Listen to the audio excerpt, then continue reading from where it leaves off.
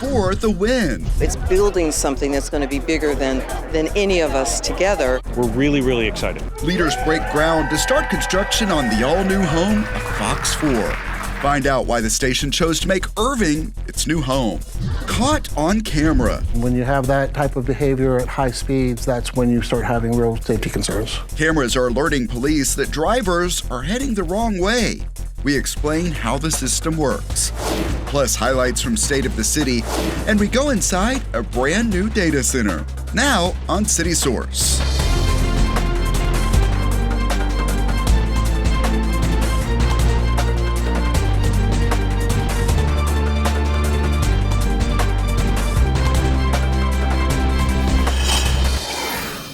There are hazards to know about in every home, and the North Texas Poison Center is ready to answer calls when things in your house become dangerous.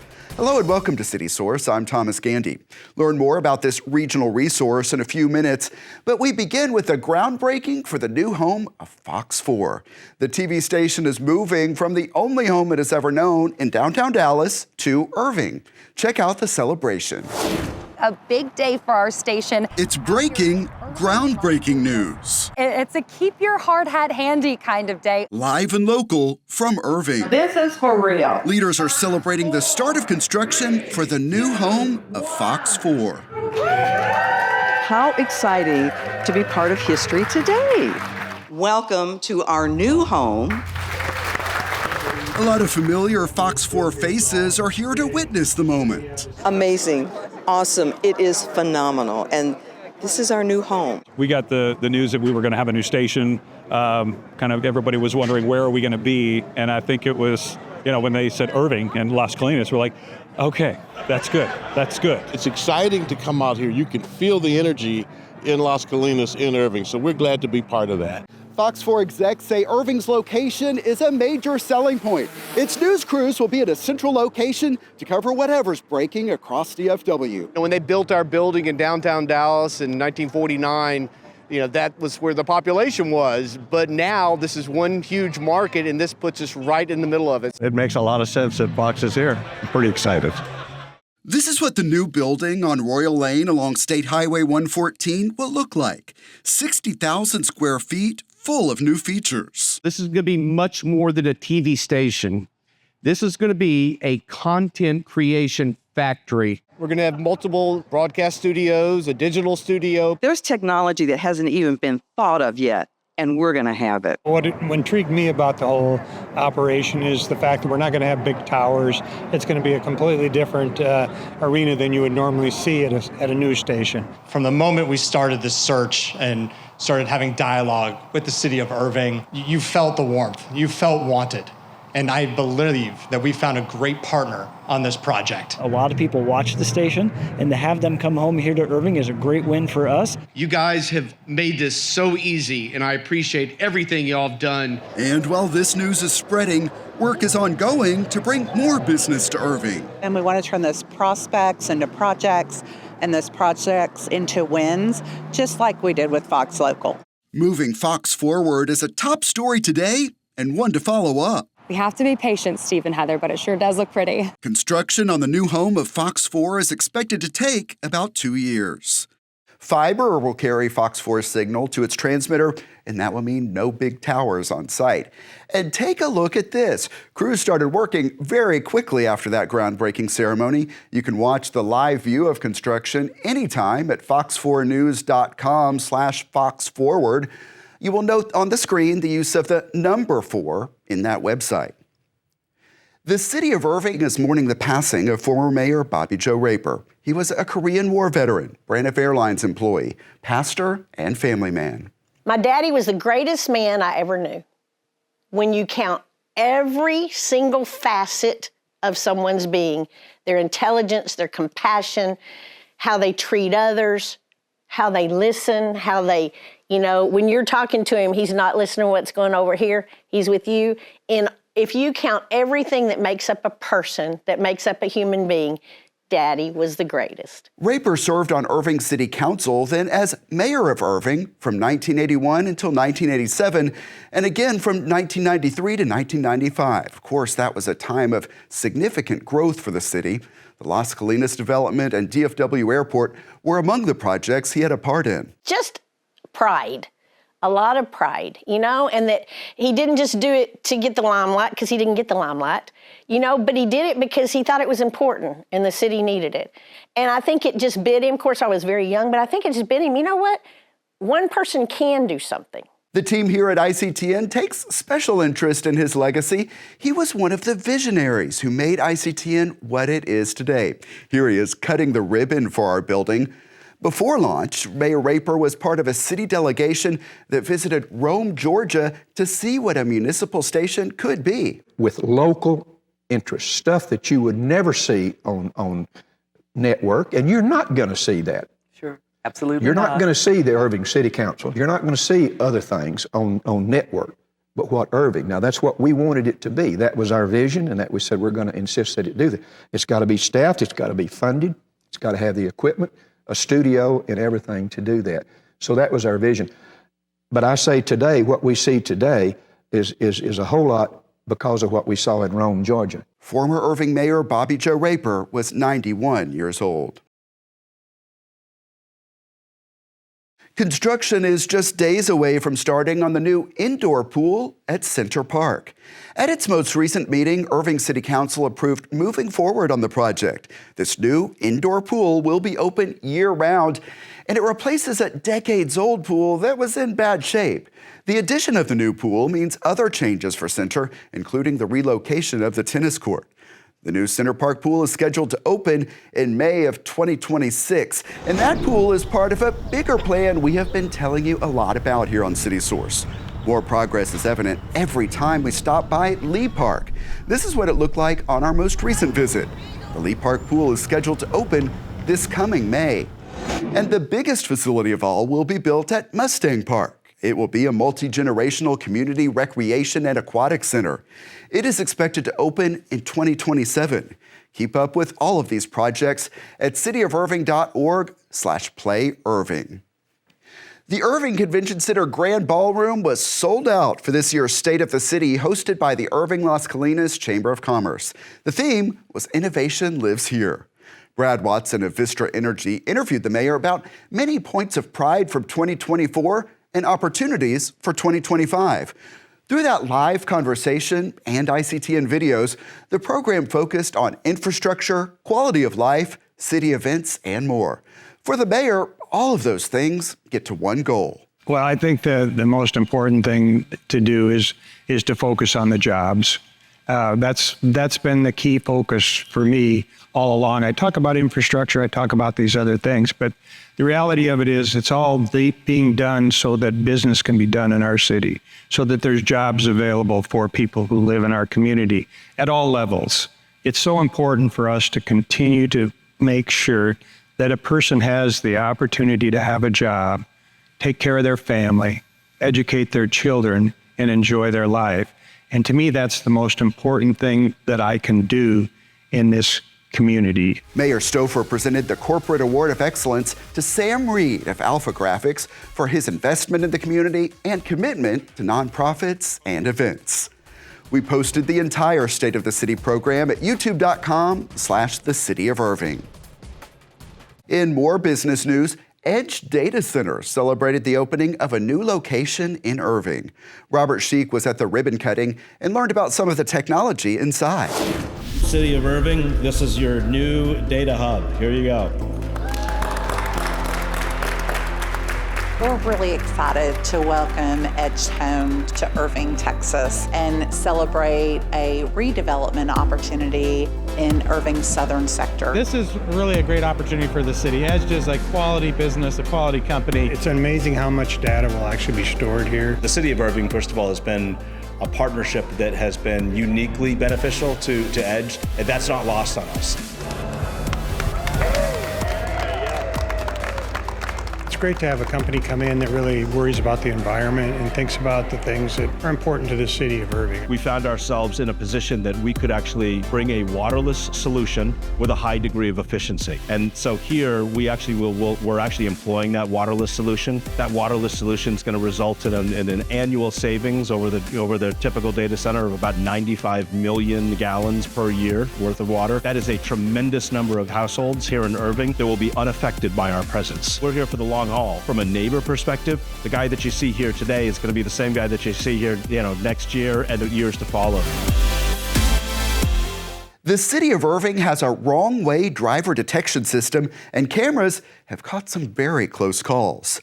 Take a look at the car we circled in red as it turns the wrong way and narrowly avoids a collision. The cameras are located on frontage roads along State Highways 183 and 161. When they detect a wrong-way driver, the system will send an alert to police. The goal is to stop violators before they get on the ramps and on the highways. These clips are just a few examples. The system has caught more than 100 wrong-way drivers so far. And I think Irving was very lucky to be a pilot city to do this in the Metroplex. Although it had been done by TxDOT and NTTA, it hadn't been done at the local level. And the key things is trying to address a bad behavior as it starts. The earlier that we're able to detect these wrong-way drivers, the more likelihood that we can go do something to either stop or alert drivers coming down the road so that they realize there's someone coming the wrong way. So they're not going to have that high-speed head-to-head collision. Grant money from the North Central Texas Council of Governments paid for the system.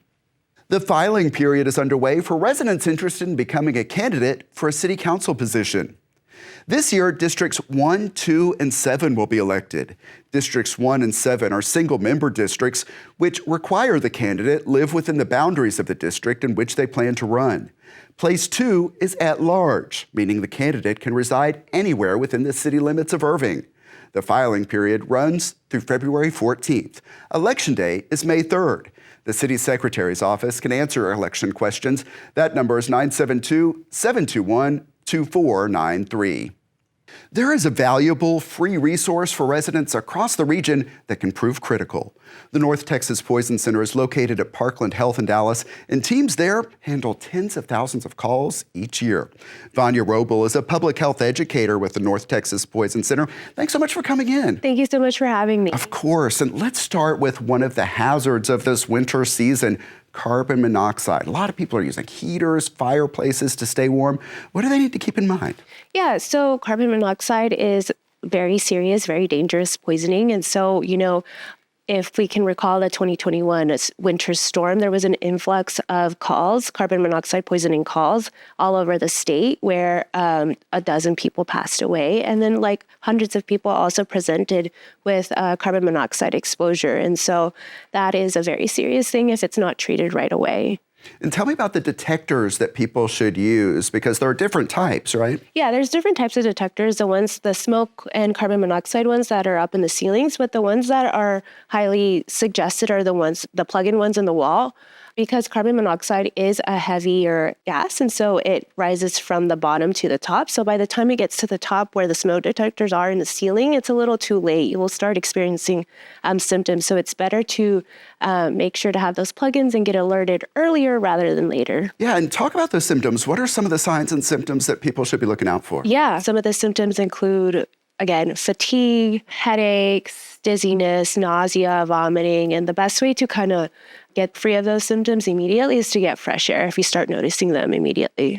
And carbon monoxide is just one of many calls your team deals with. So what are some of the most common calls that come into the North Texas Poison Center? Yeah, some of the common calls are over 50% of them are parents calling in because their little ones get into things that they're not supposed to. Of course, they're exploring their world. And then the other half of the calls are medication, whether it's medication interactions or questions about their medicines, things like that. So it really varies.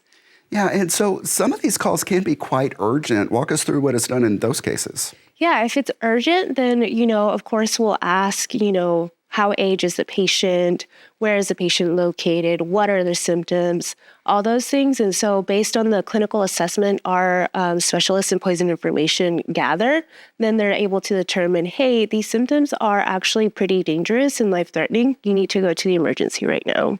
And let's talk about the North Texas Poison Center as a community resource. Beyond answering these calls, what are some of the things that you're involved in? Yeah, so as a public health educator, we go out into the communities that we serve. So we serve 42 counties in North Texas. So I'm all over the place in these counties. We go into schools, community organizations, workplaces as well to educate the community in poison prevention. It's just a good way to spread the word. Vanya Roble, thanks so much for being here. Thank you so much for having me. And of course, here is the number to know. Reach the North Texas Poison Center at 1-800-222-1222. The city of Irving is starting to share this graphic and others like it on social media and in newsletters. You can see it says big things happening, enhancing communication one puzzle piece at a time. And we can share some of the story of what it all means. The city will be launching a new website and mobile app in March. The site will be designed to make it easy to find what you're looking for. We will be talking more about this in the weeks ahead, right here on City Source. Celebrate the cool side of winter at FrostFest. You are looking at some of the fun from past years, and a lot of these features will be back. Snow tubing hills, bounce houses, and so much more. FrostFest is Saturday, February 22nd from 10 a.m. until 1 p.m. at Levy Event Plaza. Admission is free. The dog park at the Irving Animal Care campus on Valley View Lane is closed until further notice. Because of the construction at the Animal Care campus, dogs are using the park for their regular exercise and a chance to be outside of their kennels. A reminder that the Paz Colinas Dog Park is open daily from dawn to dusk. It is located at 1300 California Crossing Road and has separate areas for large and small dogs.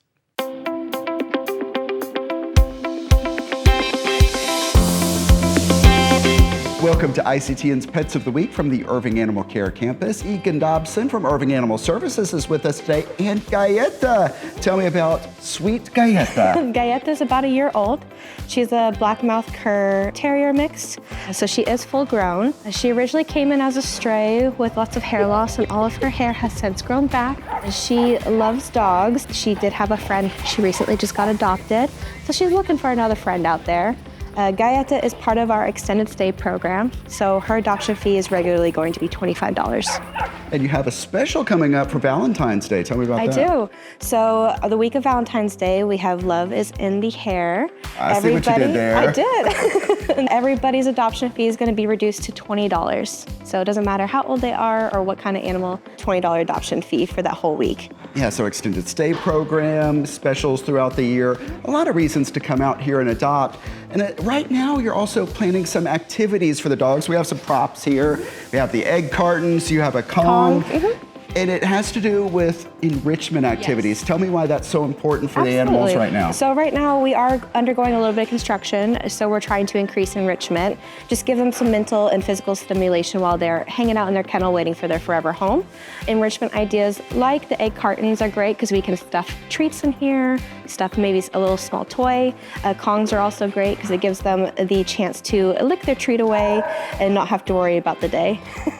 Enjoying that Kong for sure. So what are some of the items that you're looking for that people can drop off? Yeah, we're looking for egg cartons, we're looking for paper towel rolls, we're looking for stuff to fill them, so treats, peanut butter, even the sprayable cheese, things like that. So a lot of ways to help at the Irving Animal Care campus. Thanks. Great to meet you, Galleta. You're looking great with all your hair back and everything. And the Animal Care campus is located at 4140 Valley View Lane. You can check out the websites you see on your screen for more adoptable animals and the latest operating hours. We have a lot coming up for you on the next edition of City Source. Go inside the City of Irving's Innovation Academy, where new ideas are taking shape. That story and a lot more next time on City Source. And here is how to connect with us. Our email address is ictn@cityofirving.org. Our YouTube channel is youtube.com/thecityofirving. We hope you will subscribe and hit that like button on the videos you watch. And we always appreciate it when you leave us some positive comments. And you can look for updates on events and initiatives across the major social media platforms at the City of Irving. And that's it for this edition of City Source. Thanks for watching, stay safe, and we'll see you next time.